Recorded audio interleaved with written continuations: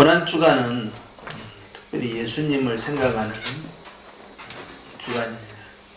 예수님의 고난이 우리에게 하나님의 은혜이기 때문에 이 고난을 통하여서 주님이 어떻게 우리를 사랑하시고 또 승리하셨는가를 우리는 깨닫게 되는 거죠.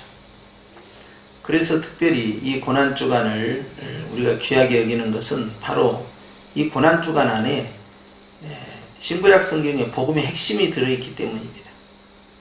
그래서 사람들이 여러분에게 복음이 무엇이냐 라고 물으면 우리는 주저없이 예수님이 십자가에 죽으심과 부활하심이 바로 복음입니다 라고 이렇게 대답을 하셔야 돼요.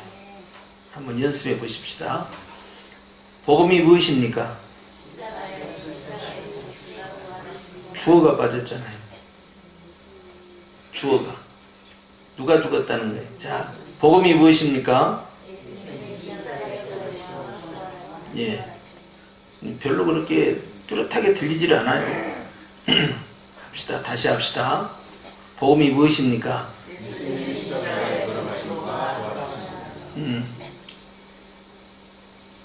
예수님이 누구냐 그러면 우리는 도마의 고백으로 바로 대답하잖아요. 근데 그거 잘 될 것 같잖아요. 그런데 질문을 딱 받으면 머뭇거립니다. 그러니까 계속 반복 학습을 하는 거예요. 예수님이 누구십니까? 그러면 0.1초도 안 걸리고 예수님은 나의 주님이시오 나의 하나님이십니다. 딱 끝내버려야 되거든요. 복음이 뭡니까? 그러면 복음으로 뭐라고 대답해야 이렇게 하면 늦어버리는 거예요. 복음이 무엇입니까? 그러면 예수님이 십자가에 죽으심과 부활하심이 복음입니다. 딱 끝내버려야 돼요. 할렐루야. 그래서 예수님 자신이 복음이고 예수님이 하신 사역 가운데 십자가의 죽으심과 부활하심이 바로 이 한 주간에 들어있기 때문에 우리 이 고난주간을 기독교 최대의 명절로 그렇게 받아들인 겁니다. 그래서 우리가 이 예수님의 십자가의 죽으심이 바로 얼마나 나를 사랑하셨는가 하는 걸 보여주는 그 증거가 돼요. 그래서 로마서에 바울은 고백하기를 율법을 완성하신 것이 무엇이냐? 바로 예수님의 십자가의 죽으심이다 그랬어요. 구약의 백성들은 절대 이 율법을 완성할 수가 없어요. 어떤 노력을 다해도. 결단코 율법에 완전한 장 하나도 있을 수가 없죠. 그런데 예수님은 십자가의 죽으심으로 완성했다는 거예요. 그게 뭐냐? 하나님의 사랑입니다.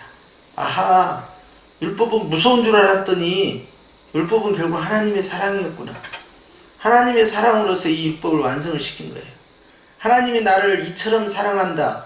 나를 사랑하는 증거가 뭐냐? 그것은 딱 하나예요. 예수님이 십자가의 죽으심이에요. 개인적인 이야기들을 할 수 있어요. 내가 다메섹에서 예수님을 만났다. 내가 변화산에서 예수님을 만났다. 내가 철야기도 하다가 주님을 만났다. 내가 위기 상황에서 주님께서 나를 구해 주셨다.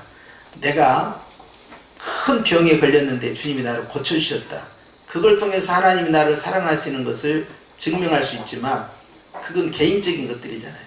그런데 상대적이지 않고 변함이 없는 절대적인 하나님이 나를 사랑하는 증거가 뭐냐? 그러면 십자가의 죽으심이다 라고 이렇게 고백하는 거예요. 그것이 바로 율법의 완성이 되었단 말이죠. 그래서 고난주간 안에는 예수님의 사랑, 예수님의 은혜, 예수님의 그 희생, 그로 말미암아 율법의 완성이 이루어지고 그로 말미암아 주님께서 놀라운 일을 계획하셨는데요. 따라서 합시다. 그분의 이야기가 아니라 그분의 이야기가 아니라 나의 이야기다.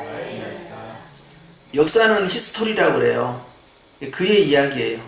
그런데 복음은요, 그의 이야기가 아니고요, 나의 이야기입니다. 그분의 십자가의 죽음이 아니에요. 나의 이야기를 하고 있는 거예요. 그러니까 마이 스토리텔링이 되는 거예요. 내 스토리가 돼야 되는 거예요. 예수님의 십자가의 죽으심이 그분의 죽으심이면 그것은 역사적 사건으로만 끝납니다.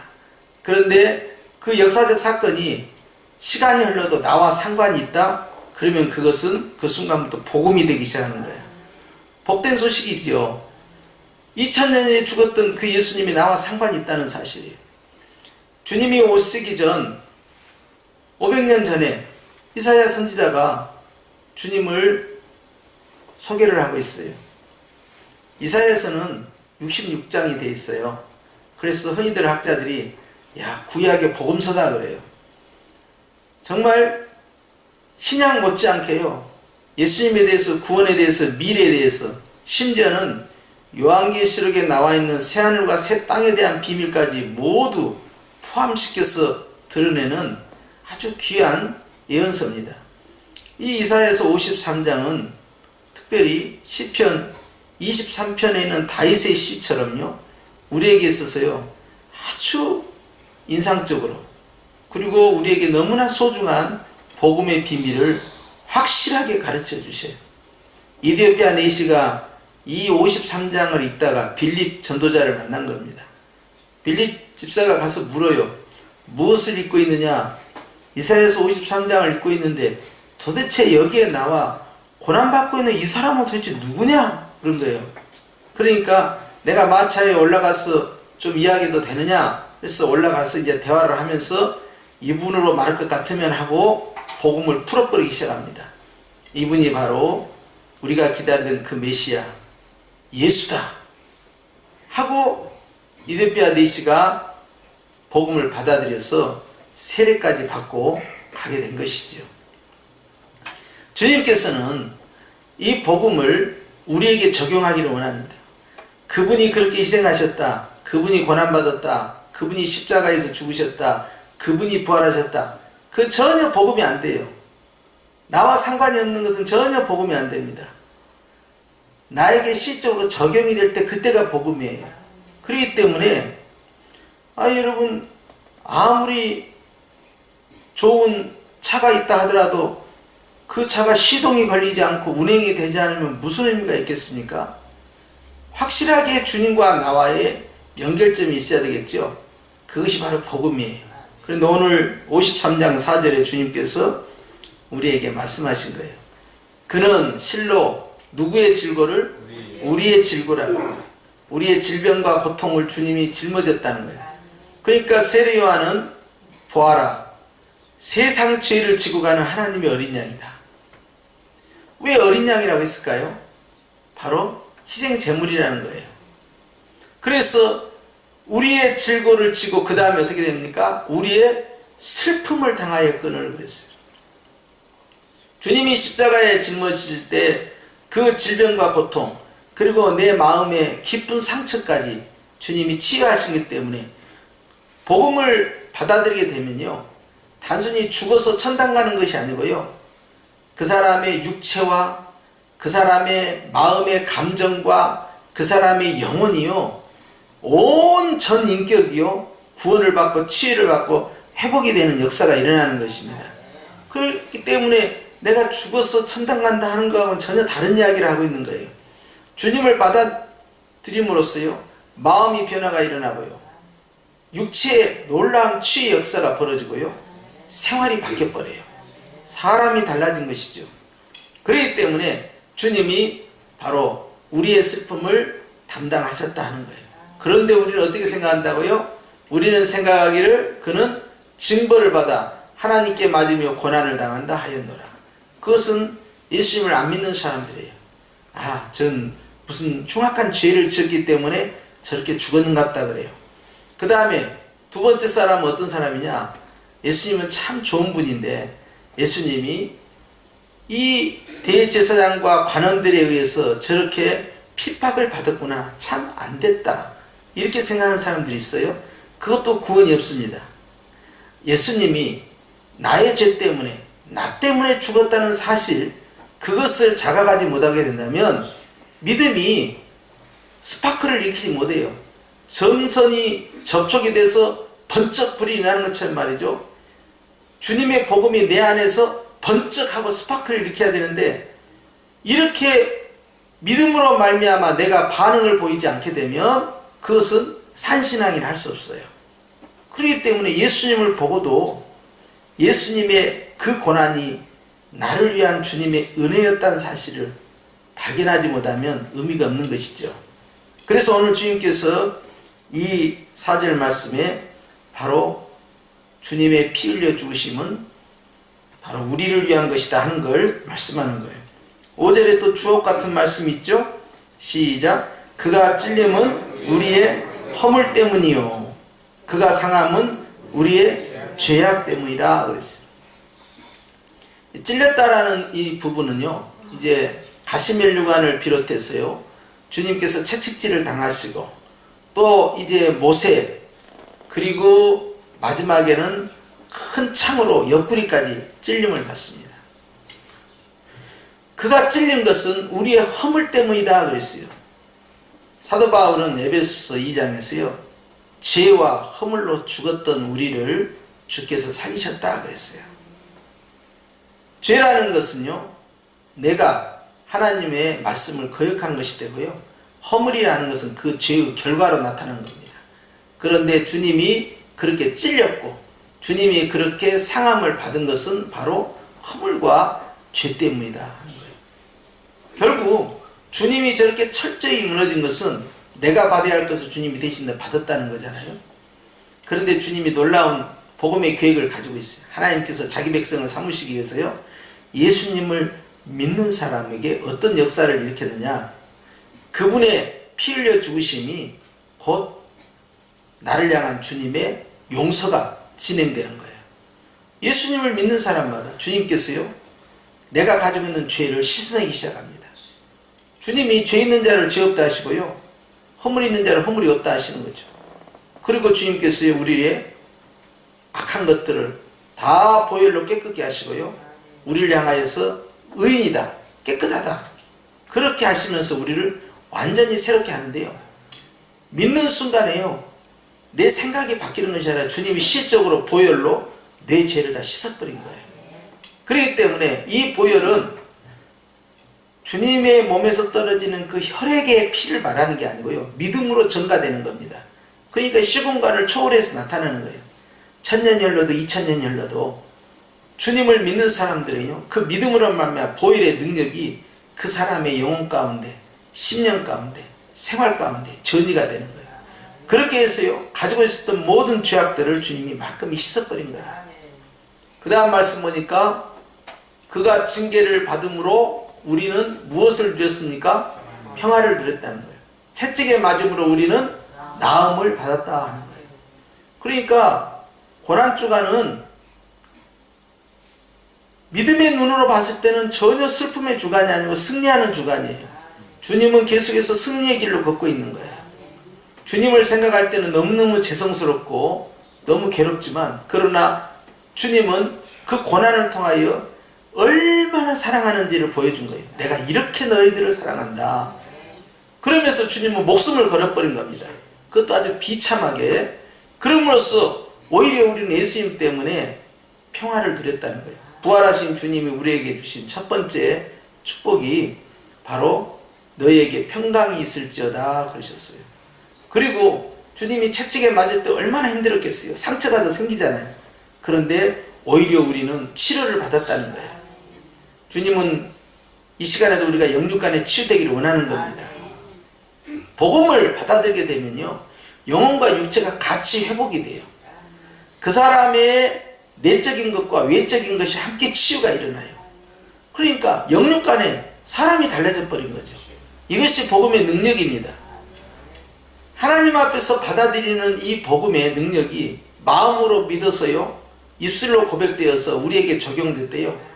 마음으로 확정된 그 복음이요, 나에게 있어서요, 담대함을 일으키고요, 입술로 고백하는 순간에요, 주님께서 그것을 찬미를 받으시잖아요. 그러니까 구원의 기쁨이 이르는 거예요. 그래서 주님이 우리로 하여금 영광을 받으시는 것이 바로 구원받은 자들이 하나님 앞에서 감사로 고백하는 것이죠. 그런데도 우리는 어떻게 했느냐. 6절 말씀 시작. 우리는 다 양 같아서 그릇 행하여 각기 제 길로 갔거늘 여호와께서는 우리 모두의 죄악을, 무슨 죄악을? 모두의 죄악을 그에게 담당시키셨도다 그랬어요. 과거의 죄와 현재의 죄와 미래의 죄, 모든 죄입니다. 그랬어요. 우리가 예수님의 그 첫사랑을 이 십자가에서 늘 발견하는 거예요. 주님께서 나를 얼마나 사랑하셨느냐, 그것은요, 그 어떤 것에서 발견할 수 없어요. 개인적으로 내 기도의 응답이 이루어지냐 이루어지지 않았느냐, 그것이 중요한 게 아니에요. 그보다 더 중요한 게 있습니다. 그것은 주님이 십자가에서 나를 위하여, 나 때문에 죽으셨다는 사실이에요. 그리고 주님께서는요, 우리를 향하여 십자가에 죽으시면서도 여전히 사랑한다라고 말씀하고 계시는 거예요. 그렇기 때문에 그의 제자들을 사랑하시되 끝까지 사랑하신다. 어제나 오늘이나 영원토록 변함없으신 주님께서요, 변함없는 마음으로 우리를 사랑하셔서 우리가 각기 제 길로 가고요, 그릇 행하고 있지만 주님은 끝까지 우리를 붙들고 계시기 때문에 주님이 다시 오실 때 주님이 택한 양들을 그 하나라도 잃어버리지 아니하고 다 지켜 보호하여 주시는 것이죠. 그러니까 내가 주님을 붙잡는 게 아닙니다. 실상은 주님이 우리를 붙잡고 계신 거예요. 내가 주님을 붙잡는 것처럼 보일 뿐이죠. 이게 그 하나의 착시 현상이에요. 실제로는 주님이 우리를 붙잡고 있는 거죠. 할렐루야. 그렇기 때문에 오늘도 주님은요, 우리가 다 예수님 믿잖아요. 예수님 믿는 우리에게 고난주간을 통하였어요, 다시 한번 각인시켜 주시는 거예요. 내가 이렇게 너희를 사랑했다. 그리고 여전히 지금도 사랑하고 있고 앞으로도 영원토록 사랑한다. 결국 사랑이었던 거예요. 십자가의 저 죽으심과 부활하심은 나를 향한 하나님의 사랑이었던 것입니다. 할렐루야. 바로 그 주님의 사랑을 늘 되새기는 거예요. 우리가 힘들고 어려울 때요, 응답이 더디 임하고요, 또 환경이 괴로우면요, 마음 가운데 낙심이 일어나면서요, 주님이 나를 사랑하실까? 얼마나 사랑하실까? 이런 생각이 들어올 때가 있어요. 낙심과 절망은요, 내 감정을 상하게 만들어요. 그런데 주님은 그것을 이기도록 하시는 거예요. 주님은요, 환경과 상관없이, 응답과 상관없이 여전히 나를 목숨 걸고 사랑하십니다. 그 주님은 지금도 우리를 위하여 기도하고 계시는 거예요. 내가 원하는 것이 아니라 주님이 원하는 더 좋은 길로 우리를 이끌어 가시는 거죠. 그렇기 때문에 오늘 또 주님은요, 우리의 죄악뿐만 아니라 우리의 모든 것들을 다 짊어지고 계시는 거예요. 이거 담당했다 하는 뜻이에요. 그래서 십자가를 메고 간다 하는 것은요, 다 자기의 죄를 메고 가는 거거든요. 그래서 죄수가 그것을 들고 가서 자기가 가지고 간 그 나무에 자기가 매달려 죽는 거예요. 그런데 예수님이 끌고 간 그 십자가는 예수님의 죄가 아니고 결국 나의 죄, 우리의 죄가 되었다 하는 것이고, 나의 문제, 우리의 문제가 주님 앞에서 철저히 못을 박혔다는 거예요. 그렇기 때문에 사도 바울이 골로새서에서 아주 기가 막힌 말씀합니다. 의문에 속한 것을 못 박아버렸다 그래요. 그리고 완전히 다 끝나버렸다 그래요. 이게 무슨 말씀이냐면요, 의문이라는 것은 율법인데요, 율법은 우리에게 죄를 깨닫게 합니다. 율법은 하나님이 주신 건데요, 그것을 하여금 율법은 빛처럼요, 캄캄한 데서 보여줘요. 그래서 이게 죄구나, 내가 잘못 살았구나, 이걸 알게 해줘요. 그런데 이 율법을 통하여서요, 내가 그 다음 단계 해결 방법이 없어요. 해결하려면 성막에 가야 돼요. 성막에 가서 피제사를 드려야 돼요. 그런데 그런다고 해서 내가 그 다음에 가서는 죄를 안 짓습니까? 또 제사를 또 드려야 돼요. 또 제사를 또 드려야 돼요. 그런데 주님은요, 율법을 통해서요, 더 이상 제사를 드릴 필요가 없는 예수님이라는 제물을 우리에게 보내주신 거예요. 그런데 이 율법이라는 이 죄에 대한 깨달음이 일어났을 때 마음 가운데 얼마나 무거워요? 그래서 수고하고 무거운 짐진 자들아 다 내게로 오라, 주님이 말씀하셨죠? 그게 아주 무겁다 이 말이에요.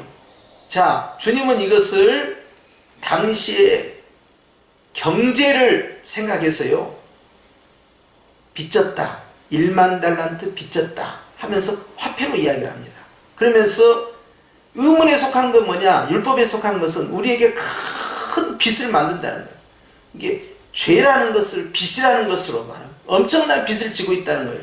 그런데요, 빚을 지은 사람이요, 빚을 다 탕감하게 되면 어떤 일이 벌어지냐면, 자기가 빚진 그 차용증서 있죠, 써준 거, 그걸 딱 들고 가세요. 사람들이 많이 다니는 광장에 나무에 가가지고요, 그 차용증서를 못을 박아버립니다. 못질을 해버려요.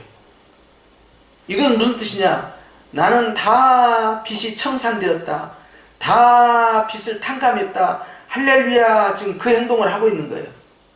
만세 하는 거예요. 그래서 못질을 한 거예요. 그런데 말입니다. 사도 바울이 이것을 그대로 인용하는 거예요. 우리는 율법에 의해서 죄를 깨달았는데 하나님 앞에서 이 죄 문제를 해결하지 않으면 죄 때문에 모든 것이 발생했잖아요. 이 죄 때문에 슬픔도 오고 고통도 오고 아픔도 오고 죽음도 왔단 말이에요. 모든 절망과 모든 악한 것들의 그 원인이 죄 때문이었단 말이에요. 근데 이 죄를 예수님이 십자가에서 딱 못을 박아버렸다는 거예요. 할렐루야. 그러니까 예수님이 양쪽 손과 발목에 박힌 그 못은요, 바로 우리의 모든 채부를 다 탕감해버렸다 하는 것을 선언하는 거예요. 내가 다 갚아버렸다. 바울은 그것을 인용하는 거예요. 우리의 의문에 속한 증서를 들고 가서 못질을 해서 다 탕감받아버렸다. 그러니까 이제는 빚이 있어요, 없어요? 없다는 거예요. 죄가 있어요, 없어요? 없다는 이야기를 하고 있는 거예요, 지금. 이해가 되셨어요? 그러니까 주님께서 요한복음 19장 30절에요. 십자가에서 죽으시기 바로 직전에 내가 다 이루었도다 그랬어요. 근데 그 다 이루었도다 그 말이 뭐냐면 이게 테텔로스타이라는 뜻인데요. 테텔로스타이라는 것은요, 그것은 그냥 어떤 일을 이루었다 하는 그런 뜻이 아니고요, 내가 값을 다 지불했다라는 상업적인 용어예요. 그러니까 내가 물건을 가지고 왔는데 저 사람에게 돈을 갚아야 돼. 근데 그 돈을 다 지불을 했다 하는 거예요. 그래서 탕감받았다. 그래서 우리가 용어를 어떤 용어가 있냐면 한자어예요. 속량하셨으니, 찬송가에도 그게 있죠. 속량. 그 양자가요, 돈을 화폐를 말하는 거예요. 그러니까 주님이 우리 계산을 다 끝냈다는 거예요. 의문에 속한 증서를 못질해버려서 탕감됐다. 예수님께서 다 이루었다, 다 지불했다, 다 탕감받았다, 그 뜻이에요. 할렐루야. 그러니 내가 갑돌이한테 엄청난 빚을 졌는데 그 빚을 내가 갚지 않았어요. 그런데 예수님이 와서 대신 빚을 갚아줬어요. 그리고 내가 빚 다 갚았다는 영수증까지 딱 갖다 줬어요. 그런데 갑돌이가, 내가 하는 말이, 나는 그래도 갑돌이한테요 어마어마한 돈을 빚져갖고요 늘 볼 때마다 무서워 죽겠어요. 저것이 나를 또 잡아가면 어떻게 하나 무서워 죽겠어요. 아니 여기 있잖냐, 다 탕감 받았다, 영수증까지 다 가져왔다, 너는 이제 아무 걱정 안 해도 돼. 아이고 그래도요 그냥 갑돌이만 보면 그냥 무서워 죽겠어요. 아이고 무서워 죽겠어요. 계속 이러는 거예요. 그러면 예수님께서 빚을 다 탕감해 줬는데 나는 계속 무서워 죽겠다고 그러면은 어떻게 되겠냐 하는 거예요.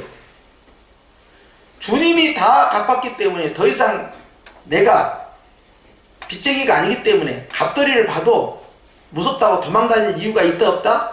없다는 이야기예요. 그걸 바로 주님께서 죄와 연관시킨 거예요. 그러니까 더 이상 마귀가 와가지고, 야 빨리, 마귀가 이제 채권자야, 야 빨리 돈 갚아, 야 너 죄 졌잖아, 너 지옥 가야 되잖아, 네가 얼마나, 야 네 성질이 얼마나 못돼 먹었고 네가 지금까지 과거에 네가 한 짓을 나도 알고 너도 알고 하늘도 알고 땅도 안다. 야, 응? 네가 어떻게 천국 가? 넌 못 가? 하고 마귀가 막 나를 괴롭히 협박을 하는 거예요.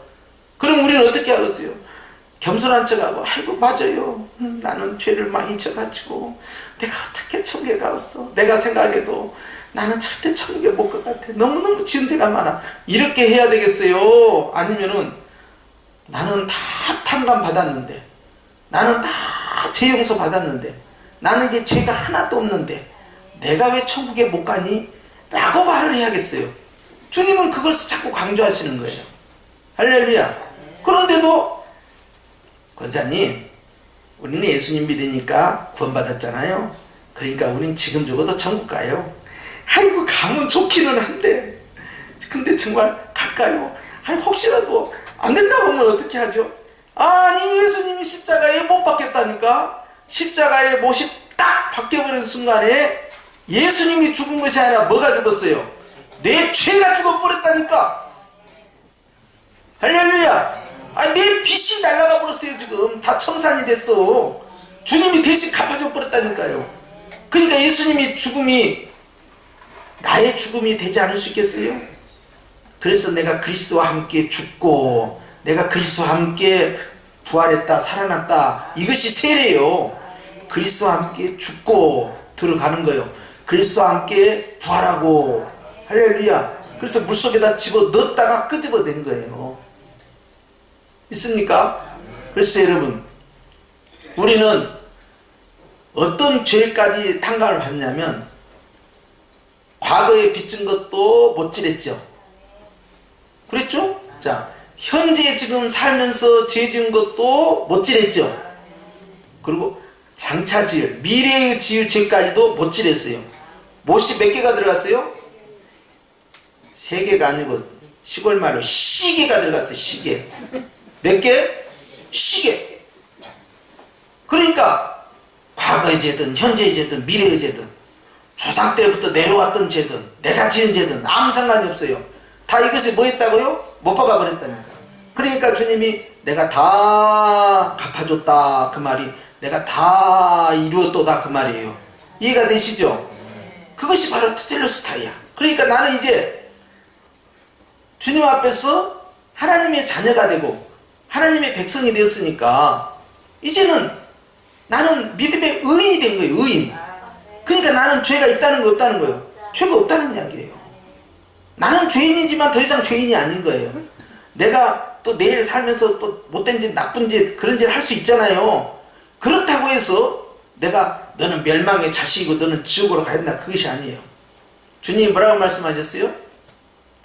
참 아들에게는 징계가 있고 사생아에게는 징계가 없다 그랬어요. 주님께서는요 자녀에게요 채찍질을 하고 깨닫게 하시기 위하여서 우리의 삶을 괴롭게도 하시고 힘들게 하시고 고난 가운데 집어넣기도 하셔요. 왜? 그걸 통해서 깨달으라고. 교만하지 마라. 세상 좋아하지 마라. 하나님만 의지하라. 이렇게 하실 수 있어요. 그러나 우리를 저 지옥불로 가는 저주와는 아무 상관이 있다 없다? 없다 이 말이에요. 언제는 천국 간다고 했다가 에이 너 보니까 아무래도 싹수가 안 좋아. 그러니까 너 이젠 지옥 가라. 주님 이렇게 하신다고 안 하신다고요? 안 한다는 거예요. 안 한다는 거예요. 할렐루야. 그러니까 아이고 내가 끝까지 내가 잘 못하면 그냥 지옥 가면 어떨까? 이런 걱정할 필요가 있다 없다? 없다는 것이죠. 아이 그러면 치매에 걸렸다니까요. 치매에 걸렸는데 제가 가가지고 아이고 권사님 내가 누구요? 그러게 아니 아저씨가 누구래요? 아니 아저씨가 뭐요? 아니 내가 주진만 목사요. 그러니까 아이고 나 처음 본 분인데 어떻게 오셨대요? 아이 그러네. 권사님 예수님 믿으니까 천국 가면 얼마나 좋을까요? 아 천국이 무엇이고 예수가 무엇이대야? 아니 나는 부처님 믿어. 아 이상한 말을 하는 거예요 그냥. 자 그럼 어떻게 할까? 이 권사님 어디로 가야 되는 거예요 지금? 왜 대답을 못하는 거예요? 아니 뭐가 헷갈리는 거예요 그냥. 성도 여러분 아셔야 돼요. 내가 주님을 잡은 게 아닙니다. 주님이 나를 잡은 거예요. 여러분 그걸 혼동하시면 안 돼요. 믿음의 은사를 주신 건요 내가 주님을 잡은 것처럼 보여줄 뿐이에요. 근데 실상은 주님이 나를 붙잡고 있는 거예요. 보이는 것은 내 손이지만 실상 보이지 않는 손은 주님의 손이에요. 그러니까 우린 생각하기에 보이는 것, 즉 내가 주님을 붙잡고 있는 것 같아. 내가 주님을 쫓아가고 내가 순종하고 내가 뭘 하는 것 같아요. 내가 아니라니까. 주가 하셨다니까. 주님이 하신 거예요. 할렐루야. 다만 우리가 이 땅에서 열심히 예수님 말씀대로 순종하고 열심히 기도하고 주님이 하라는 대로 잘하면요 칭찬과 영광과 존귀 즉 주님으로부터 상급이 기다리고 있는 거예요. 할렐루야. 그래서 우리가 착하게 살고 성실하게 살고 예쁘게 살고 하는 것은 다 처음 가서 상급 받기 주님께서 예비하신 그 상급을 받기 위하여 다른 박질을 하는 것 뿐이지 우리가 그렇게 했다고 해서 구원받는 것은 아니다 이 말이에요. 왜? 우리는 이미 구원을 받았기 때문에 나는 이미 영생을 가지고 있다니까요. 할렐루야. 그래서 요한복음 5장이나 요한복음 6장 말씀에 이미 영생을 소유하고 있다는 거예요. 이미 가지고 있다는 거예요. 죽어봐야 하는 것이 아니에요. 죽을 때 결정되는 게 아니라니까요. 이미 지금 가지고 있다니까요. 할렐루야. 내 안에 계신 성령님이 내 안에서 다시 나가셔요 안 나가셔요? 영원토록 함께한다 그랬어요. 나는 신을 모시고 있는 사람이에요. 신을. 할렐루야. 한번 따라서 나에게는 주님이 계신다. 손은 어디로 가고 입만 따라. 나에게는 주님이 계신다. 그러니까 여러분 우리는 다 신을 모시고 있어요. 어떤 신이에요? 유일하신 천지를 창조하신 바로 그 하나님. 나를 사랑하사 나를 위하여 십자가에서 죽으시고 부활하신 바로 그 하나님. 나를 위하여서 이 땅에 다시 오실 바로 그 하나님. 바로 그분을 우리는 모시고 있는 거예요. 할렐루야. 그분이 나를 독차지하고 있어서요, 내가 아무리 밀어내고 나가시어도 주님이 나가요 안 나가요? 절대 안 나가요. 주님이 안 나간지 아세요? 야, 너는 내 거야. 그런 거예요. 주님이 우리를 피값을 지불하고 속량 돈 주고 사버렸다는 거예요. 그러니까 바울이 뭐라고 했어요? 갈라디아서 2장에 이제 내가 사는 것은 나를 위하여 살지 않고 나를 위하여 십자가에 죽으셨다가 부활하신 하나님의 아들 예수를 위해 산다 했어요. 우리는 주님의 것이 됐잖아요. 주님의 소유가 됐어요. 그러니까 이제는 내 마음도 누구 것이요? 주님의 것이요. 그러니까 내가 나가시오 한다고 해서 주님이 나가요 안 나가요? 안 나가요.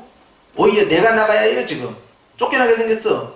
그래도 주님 옆에서요, 그냥 전세라도 사글세라도 사는 것을 감사하게 생각해야지 말이지. 주님을 쫓아내면 되겠어요? 주인인데. 그래서 주님이요. 그렇기 때문에 여러분 우리는 주님이 결단코 나를 버리지 않는다 하는 걸 믿으시기 바랍니다. 그래서 우리가 이 고난주간을 통하여서요, 하나님 나를 얼마나 사랑한가. 십자가에 그 못 박힌 거 보셨잖아요. 막 채찍질 당하고 막 온몸이 피범벅된 거 봤잖아요. 정말 저랬다니까요. 저렇게 할 때요, 그 상처가 나고 피범벅이 된 그것이요, 오늘 이사야 말씀에는 주님이 그렇게 상처를 받음으로 우리는 우리의 육체와 우리의 마음과 우리의 영혼이요 치유를 받았다는 거예요. 주님이 대신 다 벌을 받았기 때문에. 주님이 가시멜로관을 쓰시고 채찍질 뗄 때 갈대채로 때려 갈 때 가시가요 막 이만해요. 내가 거기 그 면류관 교회를 가봤는데요, 그 면류관 가시면류관 교회가 있어요. 가보니까 가시면류관 교회 거기 진짜 면류관 그 나무가 있는데요, 아, 이런 대가시들이 있더라고요. 이렇게 쳐다봤지. 이 커. 근데 이것이 어려서 그러죠. 이거 완전히 크잖아요. 그러면 얼마나 딱딱하겠어요. 그걸 엮어가지고요, 탱자가시 수준이 아니라니까요. 이따만큼 크다니까요. 그냥 큰 가시로 엮어가지고 머리 딱 씌운 다음에 갈대채로, 파피루스 갈대채로 내려쳐봐. 그러면 이 머리가 어떻게 되겠어요? 팍팍 찔리잖아요. 주님이 그렇게 팍팍 찌른 것이 나 때문에 주님이 나를 이렇게 사랑하셔서 나를 이렇게 아끼셔서 나를 이렇게 치유해 주시려고 하셨구나라고 믿어지면요, 편두통 없어진다니까. 나쁜 생각 없어진다니까. 근심의 덩어리들이 떨어져 나간다니까요. 할렐루야. 내 안에 있는 모든 얻은 것들이 또 나가는 거예요. 그래서 가만히 보면서 참, 가시가 너무 크다. 진짜 이게 보통 가시가 아니에요. 완전히 대가시야. 그냥 확 들어가 있고. 그런데 주님께서요, 우리를 얼마나 사랑하셨냐 그걸 보여주는 거예요. 옆구리에 창이 들을 때 사도 바울이 뭐라고 그랬어요? 나에게 사단의 가시가 있다 그랬어요. 왜? 다른 사람 다 거칠어 다니고 죽은 자도 살려내는 그런 능력의 종이 말이지, 정작 자기 병을 못 고치는 거예요. 그러니까 이게 권위가 어떻게 되겠어요? 성도들 앞에서. 사도 자기 자신의 병을 못 고치고 있으니. 그러니까 주님 앞에 기도를 했다니까. 주님, 내 병 좀 고쳐달라니까요. 내 병 고쳐줘요. 이거 고쳐야지. 이거 사역에 엄청 방해가 되고. 이 권위가 안 서요. 그랬는데요, 주님이 네 은혜가 너에게 족하다. 네가 약할 때에 내가 강해진다. 그냥 그렇게 살아나는 거예요, 지금 그게. 그러니까 그냥 아파 죽겠던 거예요. 몸이 아프니까 얼마나 힘들겠어. 그러니까 바울이 그 질병을 뭐라고 불렀냐? 이게 사단의 가시다 그랬어. 사단의 가시. 가시를 몸에다 받고 산다 보면 얼마나 고통스러울 것이요. 근데 사단의 가시 얼마나 힘이 드니까. 이것이 저녁에만 아프고 낮에는 안 아프고 그것이 아니요. 1년 12달 365일 하루 종일 아픈 거예요. 그게 얼마나 힘들겠어요. 그런데도요, 능력의 종이라는 걸 알고 하나님이 세운 사도라고 알고 초대교회가요, 바울을 무시하지 않고 존중히 여긴 거예요. 왜냐하면 하나님의 뜻이 뭐였냐? 그걸 통해서 너는 겸손해져라 하는 거예요. 너무 완벽한 걸 우리가 원하지만요, 주님은 뭐 한 가지 부족한 걸 놔둔 거예요. 저것만 없으면 저 사람은 정말 완벽한데, 근데 하나님이 부족한 게 놔둔 거예요. 야, 하나님은 다 주진 않는구나. 하나는 빼놓고 주구나. 왜? 교만해져 버리니까. 교만하면은 사도 바울이라도 어떻게 될지 모르는 거예요. 그런데 주님이 네가 약해야만 내가 강해진다. 나만 의지해라. 나만 의지해라. 사도조차도 그렇게 했는데, 우리에게 어려운 일 있고 해결되지 않는 문제가 있다고 해서 그것 갖고 이러면 낙심할 거예요? 주님, 다른 사람들은 다 기도해 준 게 나는 왜 이거 하나, 평생에 내 이 가시 문제 이거 하나 왜 해결해 주지 않냐고. 내가 소원도 없거든. 이것만 해주면 소원이 없거든데 왜 해결하지 않냐고. 여러분은 그렇게 서운하게 생각하면 안 돼요. 하나님은요, 그 가시를 남겨 넣었을 때요, 나를 얼마나 더 사랑한가를 생각해야 돼요. 여러분, 손가락 10개 가운데 가시가 없는 손가락이 더 관심 있어요? 가시가 있는 손가락이 더 관심 있어요? 가시가 있는 손가락 아프니까 계속 쳐다보고 만작거리고 또 만작거리고 아프니까 계속 그런 거예요. 내가 아플 때 주님은 얼마나 아프겠어요. 그러니까 내가 가지고 있는 어려움이 하나님 앞에서 또 이렇게 쓰임받을 수 있구나 하는 걸 바울이 보여준 거예요. 그래서 내가 약해져야겠다. 내가 주님만 의지해야 되겠다. 겸손해야겠다. 그렇게 한 거죠. 오늘 우리가 이 고난주간을 통해서 종료주일 시간부터 이 부활주일 한 주간 동안 말이에요, 우리는요, 주님이 승리하셨다는 사실을 확신을 해야 됩니다. 주님이 우리를 얼마나 사랑한가를 확신해야 됩니다. 주님이 어떻게 우리를 구원하셨는가를 아주 적나라하게 보여주는 사건들이에요. 그걸 통해서 우리는 아는 겁니다. 그가 죽음으로 나는 구원을 얻었다. 그가 그 십자가의 고통 가운데서 죽으셨으므로 내가 평안을 누리고 자유함을 누리고 더 이상 죄에 끌려다니지 않게 되었구나 하는 감사가 넘치는 거예요. 그렇기 때문에 오늘 주님께서는 마지막에 보세요. 12절 하반절 가장 마지막에 시작. 그가 많은 사람의 죄를 담당하며 범죄자를 위하여 기도하였느니라. 지금도 주님은 하나님 보좌 우편에서 우리를 위하여 기도하고 계십니다. 할렐루야. 우리는 필요할 때만 기도하지만 주님은 항상 기도하셔. 오늘도 주님은 저와 여러분을 사랑하십니다. 할렐루야. 우리가 주님을 사랑하는 마음이 더 풍성하잖아요. 그럼 이거 상급이 있습니다. 여러분 이거 아셔야 돼요. 내가 예수님을 믿는 것과 예수님을 믿는데 주님을 뜨겁게 사랑하는 건 달라요. 그러니까 예수님의 12제자 가운데 주님께 사랑받는 자가 누구예요? 요한이냐, 요한. 또 사랑받는 자가 또 누구 있어요? 12사도가 아닌데 나사로였어요. 나사로. 예수님을 사랑하는 자는요, 주님으로부터 큰 사랑을 받습니다. 그리고요, 정말 예수님을 보지 못했지만 주님을 사랑하는 자는요, 주님께서요, 영생으로 이끌어갈 뿐만 아니라요, 정말 칭찬이 있고 영광이 있고 존귀함을 받게 만드신다. 주님을 높여주시고. 그러니까 우리가 주님을 믿는 것에서 그치면 안 돼요. 우리가 주님을 어떻게 해야 된다고요? 사랑한다. 구주를 생각만 해도, 예수님 생각만 해도 막 내가 사랑이 넘치는. 내가 이번에 어떤 목사님 만났더니요, 내가 풀리지 않는 의문점이 그거예요. 그 손주를 낳은 목사님들 있잖아요. 손주를 본 목사님들은 정신이 마비가 되거든요. 그리고 어디 카톡이나 어디 거기에 누구 사진밖에 없어? 손주 사진.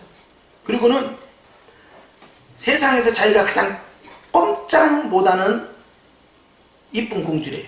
그래서 내가 봤어.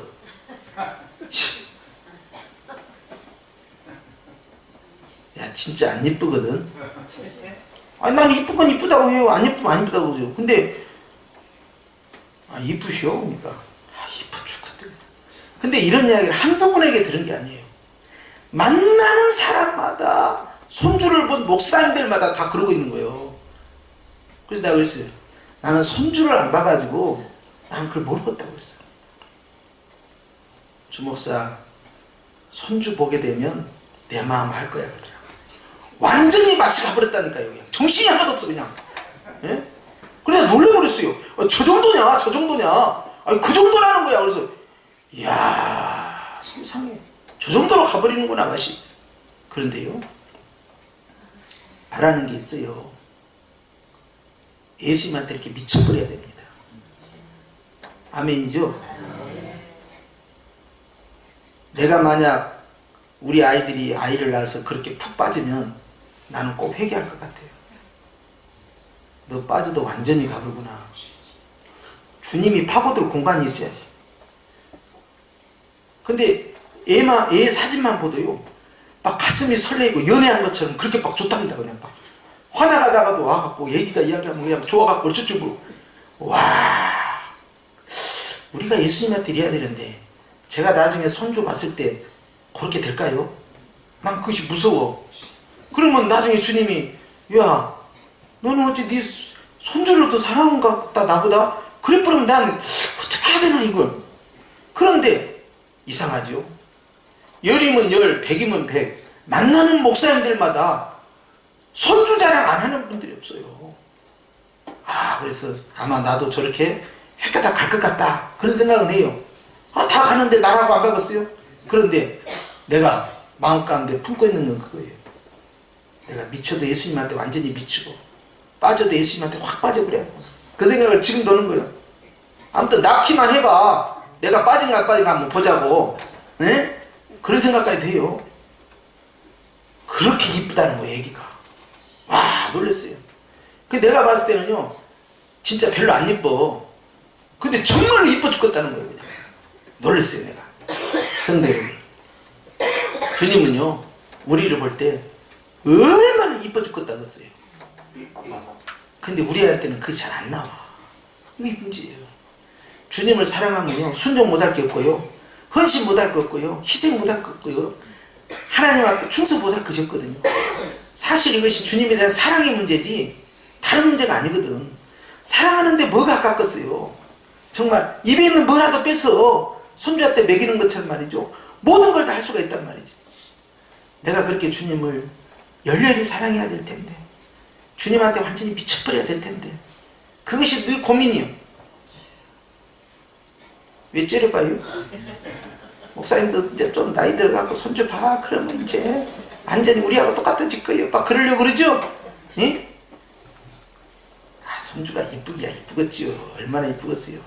그런데요 고난주간마다 늘 생각하는 괴로운 것이 그거예요. 내가 주님을 생각할 때 가슴이 뻘떡뻘떡하고 말이죠. 막 설레이고 그리워하고 정말 사무칠 정도로 주님을 보고 싶어하는 그런 마음이, 그런 뜨거운 감정과 마음의 그 간절함이 식어져가는 모습을 볼 때마다 야 이렇게 하면 안 되는데 그런 생각을 많이 하는 거예요. 특별히 고난주간은 주님의 예수님의 사랑에 푹 빠져버리는 그런 한 주간이 되시길 축원합니다. 그렇게 해서 우리가 주님을 그렇게 뜨겁게 사랑하고 사모하고 간절히 소원하면 주님께서 얼마나 기뻐하시겠냐 하는 거예요. 그랬을 때 우리 주님께서 영광 받으실 것이니 우리 모두 다 이런 믿음 안에 승리하시고 주님을 축원합니다. 기도하십시오. 하나님 아버지,